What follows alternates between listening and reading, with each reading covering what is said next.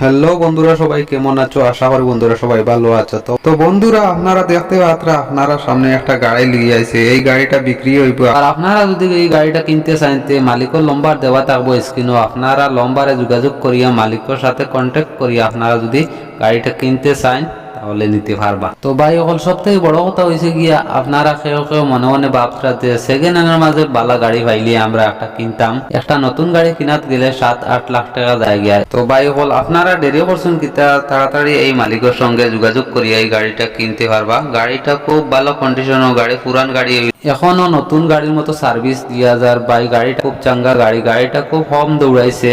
এই গাড়ি দিয়া টিপ টানা হয় না এবং প্যাসেঞ্জার টানা। এই গাড়িটা হইল গিয়া মালিকে খুব শখ করে গাড়িটা কিনছিল, কিনিয়া হঠাৎ করে বিপদ পড়ছে। মালিকে এখন সিদ্ধান্ত নিছেন যে গাড়িটা বিক্রি করিয়া আমি বিপদ থেকে উদ্ধার হয়ে যাই, পরে নাই আবার একটা কিনবো।